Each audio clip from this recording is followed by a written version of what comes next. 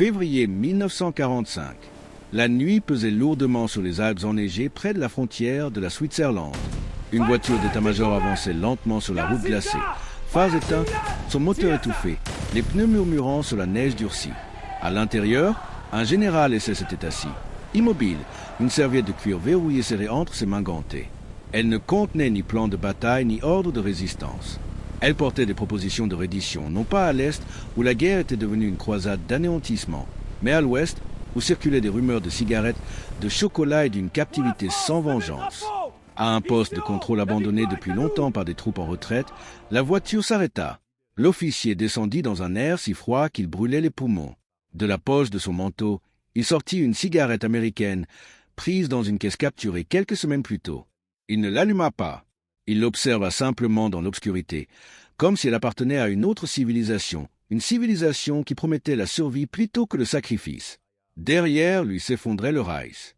Devant lui, un pari, que la trahison puisse sauver ce que l'obéissance ne pouvait plus. Parfait. Nous pouvons maintenant passer à la section 2, contexte background, partie 1, 700-800 mots, qui détaillera la situation stratégique de la fin de la guerre et le contexte qui a poussé certains officiers allemands à envisager de se rendre à l'ouest. Février 1945. L'Europe était déchirée par la violence d'une guerre qui approchait de son apogée. Le Troisième Reich, jadis invincible dans ses promesses de conquête, vacillait sous le poids de ses erreurs stratégiques et de la coordination implacable des Alliés. À l'ouest, Winston Churchill et Franklin de Roosevelt avaient orchestré des offensives coordonnées depuis la Normandie, franchissant le Rhin et libérant progressivement la France, la Belgique et les Pays-Bas. Les troupes américaines et britanniques, entraînées, ravitaillées et soutenues par une logistique exceptionnelle, avançaient avec une efficacité qui surprenait même les officiers allemands les plus expérimentés. À l'est, l'Union soviétique, sous Joseph Staline, avançait inexorablement à travers la Pologne et les pays baltes, libérant des territoires tout en infligeant des pertes massives à une Wehrmacht affaiblie. Les récits des soldats survivants racontaient des combats urbains d'une brutalité inhumaine, des villes réduites en ruines et des exécutions sommaires de se considérer comme des collaborateurs du Reich. La peur du front oriental était omniprésente parmi les officiers supérieurs allemands. Le traitement des prisonniers par l'armée rouge était craint, documenté, pour beaucoup, anticipé comme une sentence de mort lente. Le haut commandement allemand, déjà miné par les désastres militaires et les revers constants, se divisait intérieurement. Adolf Hitler continuait à exiger des résistances coûteuses et souvent suicidaires, refusant de considérer l'inévitable. Mais certains généraux, confrontés à la réalité de la situation, commençaient à réfléchir à des alternatives. La survie de leurs hommes, la préservation d'un semblant de dignité et, pour certains, l'idée de négocier une reddition sélective aux forces occidentales. Ces officiers savaient que l'Occident offrait des conditions radicalement différentes de celles promises par la propagande nazie. Les rations abondantes, la discipline organisée des Alliés, surtout la possibilité de conserver la vie plutôt que de se voir envoyé dans un camp de travail soviétique constituaient un contraste frappant avec l'horizon de mort et de destruction qui s'étendait à l'Est. Les cigarettes américaines, le chocolat et même la simple notion de liberté individuelle symbolisaient, à leurs yeux, un monde que l'idéologie nazie n'avait jamais pu atteindre ni comprendre. Mais ces pensées étaient dangereuses. Tout contact avec les Alliés, toute tentative de négociation non autorisée était considérée comme une trahison pure et simple, passible de la peine de mort. Les officiers qui envisageaient ces démarches devaient agir dans un silence absolu, utilisant des canaux clandestins, des contacts neutres et des réseaux d'espionnage pour tenter de préserver ce qui pouvait encore l'être. C'est dans cette atmosphère de crainte, de calcul et de désespoir que les premières initiatives de reddition secrète prirent forme, souvent sous l'apparence de simples déplacements ou de missions diplomatiques officielles. Dans ces conditions, certains au grade des Allemands commençaient à comprendre que la guerre n'était plus une question de victoire ou de défaite, mais de choix moraux et de survie personnelle. Les récits des officiers qui réussirent à franchir la ligne de front occidental témoignent de cette tension constante, l'espoir d'une fin plus humaine, la peur d'une trahison découverte et l'intuition que l'avenir de l'Europe se jouait non seulement sur les champs de bataille, mais aussi dans ses négociations clandestines. Le contexte stratégique de ce moment particulier, entre la pression écrasante de l'Est et l'avancée méthodique de l'Ouest, servit de catalyseur pour ces tentatives de reddition anticipée. Les alliés occidentaux, conscients de l'ampleur de la débâcle allemande, étaient prêts à recevoir certains officiers, mais avec prudence. Les négociations n'étaient pas simples, elles impliquaient une coordination complexe, des assurances de sécurité, et souvent le passage par des pays neutres comme la Suisse ou la Suède, où les rencontres pouvaient se dérouler à l'abri des regards indiscrets. Ainsi, En ce début d'année 1945, le paysage européen était divisé non seulement par les lignes de front, mais aussi par les dilemmes moraux et stratégiques qui allaient déterminer la manière dont le Troisième Reich finirait par disparaître. La combinaison de peur, de pragmatisme et de calcul personnel allait créer un réseau secret de démarches, de rencontres et de décisions qui, en fin de compte, allait bouleverser la perception de la guerre, tant pour les Allemands que pour les Alliés. La fin de cette section nous prépare naturellement à la section 2, partie 2 du contexte, qui explorera les premières tentatives concrètes de négociation et les canaux clandestins utilisés par les officiers allemands pour approcher les Alliés. Au cours de l'hiver 1945, alors que le Reich s'effritait sous les assauts combinés des Alliés occidentaux et de l'Armée rouge, certains officiers allemands commencèrent à prendre des initiatives secrètes, cherchant des moyens de se rendre aux forces occidentales avant que le front de l'Est ne les submerge. Ces démarches étaient souvent menées avec une prudence extrême. Un faux mouvement pouvait entraîner une arrestation immédiate, voire l'exécution.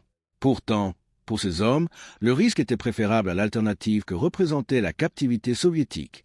Des réseaux de résistance interne et de renseignement militaire, parfois en lien avec des diplomates neutres ou des officiers suisses, fournissaient les premières passerelles. Des officiers tels que Karl Wolff utilisèrent leur position au sein du haut commandement SS pour établir un contact discret avec les services alliés. À partir de Milan et de Zurich, des courriers et des messages codés traversaient les lignes de front, détaillant des conditions de reddition et offrant la coordination de certaines unités pour un passage en toute sécurité vers les forces américaines ou britanniques. Les opérations Sunrise devint l'exemple le plus emblématique de ces tentatives. Cette série de négociations, orchestrée entre le commandement allié et certains officiers SS, fut motivée autant par la peur des représailles soviétiques que par un pragmatisme militaire. Les unités allemandes restaient intactes et pouvaient éviter des combats désastreux inutiles. Le directeur de l'OSS en Suisse, Allen Dulles, joua un rôle central dans la réception et l'évaluation de ces contacts, tout en assurant que les informations ne tombent pas entre les mains du Reich. Ces efforts n'étaient pas universellement acceptés au sein de l'armée allemande. Certains officiers, fidèles à Adolf Hitler jusqu'au bout, voyaient dans ces démarches une trahison inacceptable. La tension entre loyauté idéologique et instinct de survie créait un climat de suspicion constante. Les rencontres dans les hôtels suisses ou italiens se faisaient souvent sous couvert de visites diplomatiques ou de missions logistiques, chaque document échangé étant soigneusement dissimulé. La dimension humaine de ces tentatives est essentielle pour comprendre leur impact. Pour les officiers allemands impliqués, l'expérience était psychologiquement complexe. Un mélange de soulagement anticipé à l'idée de la sécurité occidentale et de culpabilité pour avoir contourné la ligne de commandement. Les rumeurs des États-Unis et du Royaume-Uni comme terre d'abondance cigarettes, nourriture et traitement humain des prisonniers circulaient dans les rangs, contrastant avec les réalités cruelles de l'Est. Une simple cigarette américaine, conservée dans une poche, devint un symbole silencieux de la vie et de la liberté possible, un artefact précieux rappelant ce que la survie pouvait encore offrir. Par ailleurs, ces négociations révélaient la complexité stratégique et diplomatique de la fin de la guerre. Les alliés de l'Ouest devaient évaluer la sincérité des offres, éviter d'affaiblir l'effort soviétique et gérer la perception d'un éventuel armistice séparé.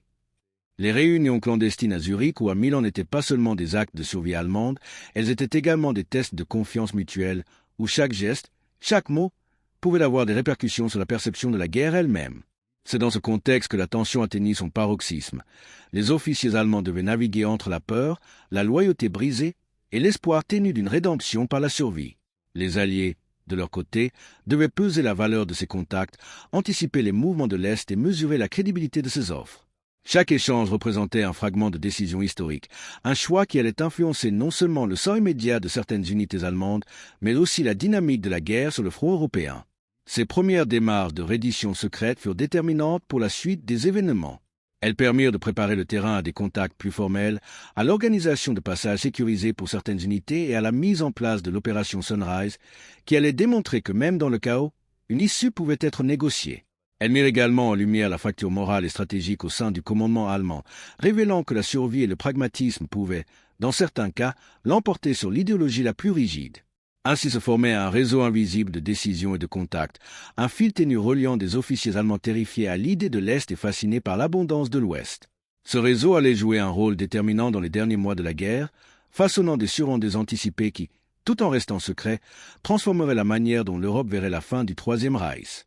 L'ombre des cigarettes américaines et des rations alliées planait sur ces actions, symbolisant la vie, la liberté et la possibilité d'un monde différent au-delà du cauchemar totalitaire.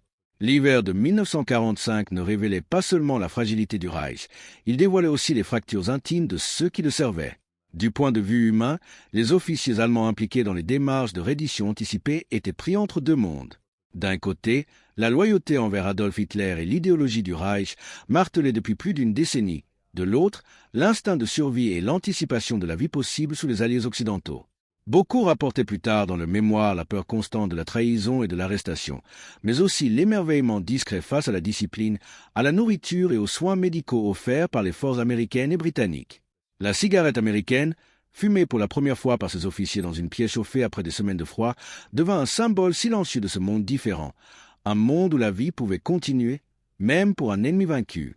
D'un point de vue tactique, ces tentatives de reddition anticipée avaient un objectif clair: préserver les forces allemandes intactes et éviter des combats désastreux. Les généraux planifiaient des mouvements précis, parfois sur des dizaines de kilomètres, pour amener leurs unités vers les lignes alliées sans provoquer de conflits inutiles. Les cartes topographiques, les horaires de patrouille et les communications codées jouaient un rôle crucial. Les Alliés, conscients de l'opportunité, surveillaient ces mouvements et organisaient des corridors sécurisés pour accepter la reddition. Chaque opération était minutieusement orchestrée, un équilibre délicat entre initiative allemande et contrôle allié, où une erreur pouvait coûter la vie à des centaines de soldats. Sur le plan idéologique, la perception de l'Ouest contrastait violemment avec celle de l'Est. Là où le front oriental évoquait la vengeance, la famine et l'exécution sommaire, les territoires libérés par les alliés occidentaux représentaient la modération et l'abondance. Les rapports de prisonniers capturés par les Américains ou les Britanniques décrivaient la nourriture régulière, les soins médicaux et le traitement humain. Les officiers allemands comprirent que la propagande nazie avait exagéré la menace de l'Ouest et que la véritable horreur se trouvait à l'Est. Chaque paquet de rations ou cigarettes américaines qu'ils recevaient symbolisait cette découverte, transformant leur perception de l'ennemi et, pour certains, leur compréhension de la moralité en guerre. Le leadership au sein du Reich jouait un rôle paradoxal. Tandis que Heinrich Himmler et ses partisans cherchaient à maintenir un contrôle strict, certains généraux comme Karl Wolff prenaient des initiatives indépendantes. Leur audace était motivée par la survie mais aussi par un pragmatisme militaire. La guerre n'était plus gagnable et la préservation des troupes pouvait servir à un ordre futur, qu'il s'agisse de négociations de paix ou de réorganisation post-conflit. Ces divergences de stratégie et de morale révélèrent une fracture profonde dans la hiérarchie allemande, chaque décision secrète représentant un acte à la fois de trahison et de courage. Enfin, l'angle moral reste central. Ces tentatives de reddition anticipée soulevaient des questions complexes. Trahir Hitler pour sauver des vies, risquer des représailles soviétiques ou prolonger la guerre par fidélité idéologique. Les officiers qui participaient à ces démarches vivaient dans une zone grise où chaque choix était un compromis entre survie, loyauté et éthique personnelle. La tension était palpable et chaque corridor sécurisé ou réunion secrète portait le poids de décisions historiques. L'expérience transforma leur vision de la guerre, de l'ennemi et d'eux-mêmes, leur faisant comprendre que la fin d'un conflit n'était jamais uniquement une affaire de victoire ou de défaite, mais aussi de conscience et de jugement. Du côté des alliés occidentaux, ces démarches secrètes furent observées avec un mélange de pragmatisme et de méfiance. Les officiers américains et britanniques comprenaient que l'effondrement allemand offrait une occasion unique de réduire les combats inutiles, mais ils restaient prudents. Chaque contact devait être vérifié, chaque intention évaluée. Allende-Dulles et ses équipes en Suisse furent confrontés à des choix délicats, accueillir des officiers essais sans compromettre l'alliance avec l'Union soviétique ou risquer de donner l'impression d'un armistice séparé. Cette prudence mit en lumière la complexité diplomatique et stratégique de la fin de la guerre, où la survie humaine devait être conciliée avec les objectifs géopolitiques. L'angle technologique joua également un rôle subtil mais crucial. La guerre n'était plus uniquement une question de courage ou de morale. Elle impliquait l'utilisation de moyens de communication avancés pour l'époque, radios cryptées, messages codés, signaux lumineux dans des zones de montagne. Ces technologies permirent aux officiers allemands de transmettre des intentions sans révéler leur position au commandement nazi. Chaque contact était une danse de précaution et d'ingéniosité, illustrant comment le pragmatisme technologique pouvait devenir un instrument de survie et de négociation. Le point de vue stratégique du terrain ajoutait une autre dimension. Les déplacements des unités allemandes vers les lignes alliées devaient tenir compte de reliefs hostiles, de patrouilles ennemies et de conditions météorologiques extrêmes. Les Alpes enneigées ou les routes gelées d'Italie et d'Allemagne représentaient autant d'obstacles que l'idéologie et la surveillance stricte du commandement. Chaque manœuvre était un compromis entre rapidité et sécurité, et la moindre erreur pouvait transformer une tentative de reddition en massacre. Le dilemme moral élargi se renforçait dans cette deuxième perspective. Pour les Alliés, Accepter ces officiers signifiait non seulement épargner des vies, mais aussi affirmer un modèle de justice et d'abondance symbolisé par des objets simples comme la cigarette ou la ration alimentaire. Ces signes de prospérité et de traitement humain furent perçus par les Allemands comme une alternative à la brutalité de l'Est, soulignant une dissonance fondamentale entre idéologie et réalité. Chaque cigarette américaine fumée par un officier capturé témoignait d'un monde où la survie et la dignité n'étaient pas incompatibles. Enfin, l'angle psychologique complète le tableau. Les officiers allemands naviguaient dans un paysage de suspicion mutuelle, de peur et d'espoir fragile. La peur des représailles, la loyauté brisée et la tentation d'une rédemption personnelle créaient une tension constante. Chaque décision, chaque rencontre clandestine, chaque document échangé portait le poids de l'histoire à venir. Cette dimension humaine, la confrontation avec ses propres choix et l'évaluation de la valeur de la vie humaine illustrent comment, même dans la guerre, l'initiative individuelle peut transformer le destin collectif. Ainsi, ces perspectives complémentaires alliées, technologie, terrain et psychologie, démontrent que les tentatives de reddition anticipée n'étaient pas de simples actes militaires, mais des événements multidimensionnels où la stratégie, la morale et l'ingéniosité se mêlaient. Ces angles posent directement le chemin vers le climax, où les premières négociations formelles et les conséquences de ces décisions secrètes vont se matérialiser. Mars 1945. Dans une villa discrète au bord du lac de Zurich, des officiers SS, enveloppés dans des manteaux sombres à la crainte de la trahison, attendaient l'arrivée de leurs interlocuteurs alliés. Le silence pesant était ponctué par le clapotis de l'eau contre les quais et le grincement des planches gelées sous les bottes. Parmi eux, Karl Wolff portait à bout de bras la promesse de survivre à une guerre qui avait transformé l'Europe en champ de ruines. La serviette contenant les propositions de reddition était posée sur une table, soigneusement verrouillée, comme un testament fragile entre les mains des diplomates. La rencontre se déroula sous l'œil vigilant de Allen Dulles. Les documents échangés ne portaient pas seulement des signatures. Ils contenaient des plans précis pour le passage sécurisé de divisions entières à travers des territoires hostiles, le retrait de troupes des lignes de front et la coordination avec les unités américaines et britanniques sur place. Chaque détail devait être minutieusement vérifié pour éviter tout malentendu pouvant provoquer un affrontement inutile. En parallèle, des correspondants secrets traversaient les Alpes, relayant des informations sur les positions soviétiques et les horaires de patrouille. Les officiers allemands observaient les cartes, calculant les heures et les itinéraires pour éviter les combats.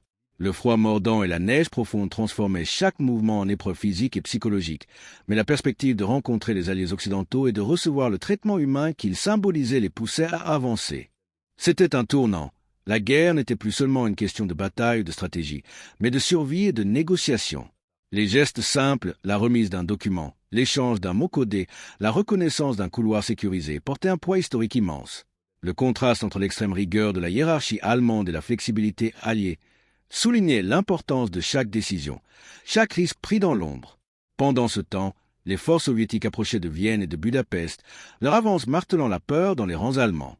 Les généraux impliqués dans ces démarches clandestines savaient que chaque jour gagnait de la valeur, chaque heure passée sans arrestation augmentait la probabilité de sauver des vies. La tension était palpable, l'air chargé d'un mélange de peur, d'espoir et de pragmatisme militaire. La symbolique de l'Occident se manifestait dans de petits détails. Une cigarette américaine offerte après un échange, des rations encore emballées et intactes, des gestes de courtoisie qui contrastaient avec la brutalité du front oriental. Ces signes de vie normale et de dignité humaine agissaient comme des phares, guidant les officiers vers des décisions qui auraient changé leur destin. À mesure que les négociations progressaient, l'opération Sunrise commença à prendre forme. Les couloirs sécurisés furent confirmés, les unités allemandes reçurent des instructions pour se retirer des positions les plus dangereuses et des assurances furent données quant au traitement des prisonniers. Le point culminant était atteint. Ce que certains avaient envisagé comme un acte de trahison devint en réalité une manœuvre stratégique de préservation de la vie et de limitation des destructions. La tension monta lorsque des messages interceptés révélèrent que Adolf Hitler avait appris l'existence de ces négociations. La perspective de représailles, de tribunaux militaires secrets et d'exécutions instantanées plana sur les participants. Pourtant, malgré la peur, les officiers poursuivirent leur démarche avec une prudence extrême, sachant que chaque retard ou hésitation pouvait coûter des vies. Ce moment, à la fois clandestin et décisif, fut le vrai tournant de ces tentatives de reddition anticipée. L'équilibre entre peur, calcul et espoir se transforma en action concrète. Les corridors sécurisés, les documents échangés et les contacts alliés formalisèrent ce qui n'était auparavant qu'une série de démarches incertaines. L'histoire se mit en marche dans ces villas suisses, dans le silence des nuits alpines et le froid mordant des routes enneigées, où le destin de centaines de soldats fut scellé avant même que les combats finaux ne les atteignent. Au printemps 1945, les lignes de front occidental étaient sur le point d'être franchies par des unités allemandes dirigées par ceux qui avaient conclu les négociations secrètes en Suisse et en Italie. Dans les montagnes du Tyrol et le long du Rhin, des colonnes de véhicules et d'hommes, silencieux et disciplinés, se déplaçaient sous la couverture des Alliés. Chaque mouvement était minutieusement planifié. Les routes glacées, les patrouilles ennemies et la possibilité d'observation soviétique rendaient chaque étape périlleuse. Pourtant, pour ces officiers, c'était un triomphe silencieux, la preuve que la survie était possible même dans les derniers jours du Reich. À Milan, les documents de l'opération Sunrise furent finalisés. Des unités SS furent réaffectées à des couloirs sécurisés et les alliés occidentaux se tenaient prêts à accueillir les hommes sans engager de combat inutile. Les rations, les couvertures et, symboliquement, les cigarettes américaines furent distribuées aux officiers et soldats fatigués, transformant la peur et la méfiance en un calme prudent. Ces gestes simples, mais chargés de signification, incarnèrent l'abondance et le respect de la vie humaine, contrastant avec le chaos du front oriental. Pour ceux qui avaient suivi ces démarches clandestines, chaque kilomètre parcouru était une victoire contre la peur et l'idéologie rigide de Adolf Hitler. Certains officiers, comme Karl Wolff, virent leur influence diminuer au sein du Reich mais gagner un avenir tangible, la possibilité de rendre des comptes, de survivre et de témoigner de ce qu'ils avaient vu. Ces actions modifièrent également la perception alliée de la guerre. Elles démontrèrent que la discipline, la peur et la survie pouvaient coexister avec la volonté de limiter les pertes humaines, même chez un ennemi idéologique. Cependant, sur le front oriental, la situation restait dramatique. Les unités qui n'avaient pas participé à ces négociations subissaient des pertes massives, capturées ou anéanties par l'armée rouge. Cette dichotomie accentua le contraste entre Ouest et Est, consolidant l'idée que le pragmatisme et le choix pouvaient sauver des vies là où la rigidité idéologique entraînait la mort. Les témoignages postérieurs rapportent que les officiers allemands s'émerveillaient de la différence. Des hommes à peine plus âgés qu'eux-mêmes, entourés de ruines, recevaient nourriture, vêtements et traitements humains, symbolisés par de simples cigarettes et rations soigneusement distribuées. La progression de ces unités vers les forces alliées occidentales transforma la notion de reddition. Ce n'était plus simplement une capitulation militaire, c'était un acte conscient de préservation, un choix stratégique et moral qui allait influencer l'issue de la guerre, la manière dont l'histoire percevrait la fin du Troisième Reich. Les corridors sécurisés, les documents échangés et les contacts alliés formalisèrent ce qui n'était auparavant qu'une série de démarches incertaines. Le dernier obstacle se présenta sous la forme de délais et de coordination. Chaque retard dans le passage d'une unité pouvait provoquer des pertes ou des conflits accidentels. Pourtant, malgré ces tensions, la majorité des forces impliquées atteignirent les positions alliées intactes, validant l'audace et la prudence des négociateurs. Les cigarettes américaines passèrent de main en main, comme des talismans de survie, et les soldats allemands commencèrent à comprendre ce que la vie pouvait offrir au-delà du fanatisme et de la propagande. Ainsi, le climax de ces tentatives de reddition anticipée se conclut par un mélange de soulagement, de pragmatisme et de symbolisme tangible. La guerre sur le front occidental se termina pour ces hommes non par des combats, mais par des gestes de respect et de survie. Les corridors sécurisés, les documents échangés et la logistique minutieuse permirent à ceux qui avaient osé franchir le pas de survivre de témoigner, jetant les bases des conséquences historiques et humaines qui allaient suivre. Au lendemain des passages sécurisés, les officiers allemands qui avaient négocié leur reddition anticipée furent confrontés à une réalité tangible, le contraste entre la vie sous le Reich et la vie sous les alliés occidentaux. Les soldats américains et britanniques, disciplinés et bien approvisionnés, organisèrent la prise en charge des troupes allemandes avec méthode et rigueur. Les documents capturés et les rapports de terrain détaillent que chaque division reçut des vivres, des couvertures et des soins médicaux, un contraste saisissant avec les conditions de captivité redoutées à l'Est. Les cigarettes américaines, distribuées aux officiers et aux hommes fatigués, devinrent le symbole silencieux d'une abondance et d'un ordre inconnu pour eux jusque-là. Les premiers témoignages, consignés par Allen Dulles et d'autres observateurs alliés, décrivent la prudence mêlée à un étonnement latent chez ces officiers. Certains étaient encore sous le choc de voir un traitement humain et organisé, après des années de propagande et de guerre totale. Ces interactions confirmèrent aux Alliés que l'opération Sunrise et les négociations clandestines avaient non seulement sauvé des vies, mais aussi démontré l'efficacité d'une approche pragmatique et humaniste face à l'effondrement de l'ennemi. Sur le front oriental, la situation contrastait brutalement. Les unités qui n'avaient pas eu la possibilité ou le courage de négocier leur reddition subirent des pertes massives ou furent envoyées dans des camps de travail soviétiques. Cette disparité créa un récit clair parmi les officiers allemands. L'Ouest représentait la vie, l'Est la punition. Les documents et mémoires post-guerre rapportent une conscience aiguë du rôle que le hasard, la prudence et le pragmatisme avaient joué dans leur survie. La cigarette américaine, fumée dans la chaleur d'un camp allié, incarnait non seulement la survie physique mais aussi un choix idéologique implicite, l'abondance et la liberté sur la contrainte et la vengeance. D'un point de vue militaire, l'impact fut également tangible. Les Alliés purent intégrer ces unités allemandes désarmées dans un contrôle logistique sécurisé, évitant des combats inutiles et économisant des ressources. Les corridors sécurisés et les instructions détaillées permirent une reddition ordonnée, réduisant les pertes humaines et matérielles. Les chiffres des prisonniers capturés dans ces conditions sont révélateurs. Des centaines d'hommes, qui auraient autrement été perdus sur les lignes de front ou exécutés, survécurent et furent documentés par les archives alliées. Politiquement, ces démarches secrètes marquèrent un tournant subtil mais significatif. Elles illustrèrent la fragilité de la loyauté idéologique face à la réalité de la défaite et la possibilité, même chez les officiers SS, de choix pragmatiques pour préserver la vie. Les Alliés occidentaux utilisèrent ces expériences pour affiner leur approche des armistices et des capitulations, comprenant que l'humanité pouvait coexister avec la stratégie et la sécurité. Chaque document, chaque corridor sécurisé et chaque paquet de rations distribuées témoignaient de cette interaction complexe entre morale, pragmatisme et survie. Au fil des semaines et des mois qui suivirent la fin des combats, les implications des redditions secrètes prirent une dimension historique plus large. Les officiers allemands qui avaient choisi de se rendre aux Alliés occidentaux furent réintégrés dans des structures de documentation et d'interrogation, fournissant des témoignages précieux sur le fonctionnement interne du Troisième Reich, les réseaux de résistance allemands et la perception des fronts de guerre. Ces documents, conservés dans les archives alliées, ont permis aux historiens de comprendre l'écart entre propagande, idéologie et réalité vécue par les soldats sur le terrain. La perception de l'Amérique et des démocraties occidentales fut profondément influencée par cette expérience. Pour ces officiers, confrontés à la discipline, à la régularité et aux gestes de respect humain de la part des Alliés, la vie quotidienne représentée par des cigarettes américaines, du chocolat et des rations bien organisées symbolisait un monde où la vie avait encore une valeur, même après des années de fanatisme. Ces objets simples devinrent des totems d'abondance et de liberté, un contraste saisissant avec les pénuries et la brutalité du Reich en déclin. Sur le plan militaire et stratégique, ces opérations secrètes permirent de réduire le chaos des derniers mois de la guerre en Europe. Les corridors sécurisés et les passages organisés des unités allemandes vers l'ouest minimisèrent les pertes humaines et facilitèrent la transition vers la paix. Ils établirent également un précédent pour la conduite des capitulations. La négociation et la préservation de la vie pouvaient coexister avec la victoire militaire. Cependant, les conséquences s'étendirent au-delà de la fin du conflit. Ces événements contribuèrent à la fracture idéologique et géopolitique qui allait marquer l'Europe d'après-guerre. Les officiers qui s'étaient rendus à l'Ouest témoignèrent de la brutalité de l'Est et de la relative clémence de l'Ouest, renforçant l'idée que l'Europe serait bientôt divisée non seulement par la géographie, mais par les perceptions morales et stratégiques des puissances victorieuses.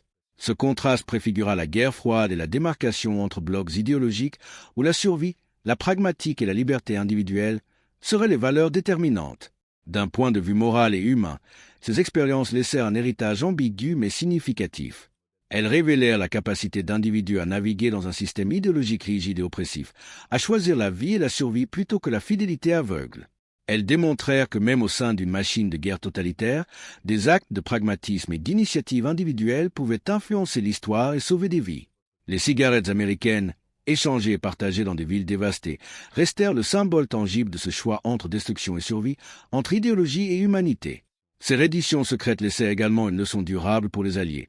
La diplomatie discrète et le respect des conventions pouvaient produire des résultats qu'aucune force brute ne pourrait jamais atteindre.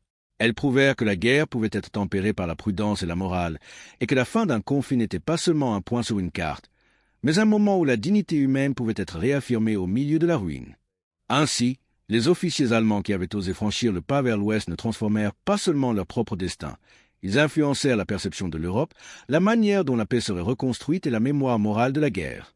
Chaque geste, chaque corridor sécurisé, chaque paquet de rations ou cigarettes offertes devint un symbole durable de l'humanité qui persiste même dans les moments les plus sombres de l'histoire. Au crépuscule de la guerre, alors que l'Europe se relevait des cendres, les gestes discrets de quelques officiers allemands résonnèrent comme un écho silencieux de choix et de conscience.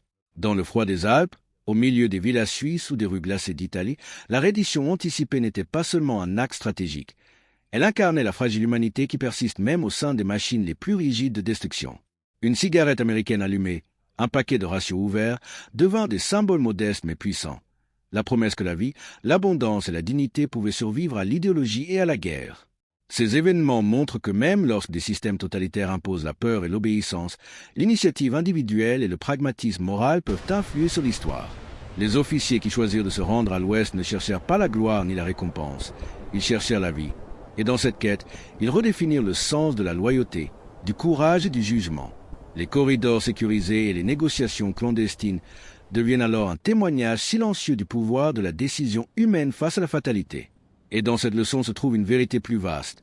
La liberté n'est pas seulement un droit proclamé, mais un geste, une action, un choix, même au cœur du chaos et de la peur.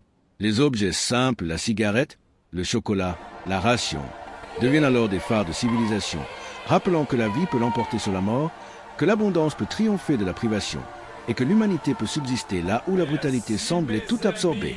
Ainsi, au milieu des ruines du Troisième Reich et de la fin d'une guerre qui avait consumé des millions, les tentatives secrètes de reddition à l'Ouest restent une chronique silencieuse mais profonde. Un témoignage de courage discret, de survie stratégique et de la possibilité que, même dans les ténèbres les plus profondes, la lumière de la conscience humaine continue de guider vers un monde plus juste et plus humain.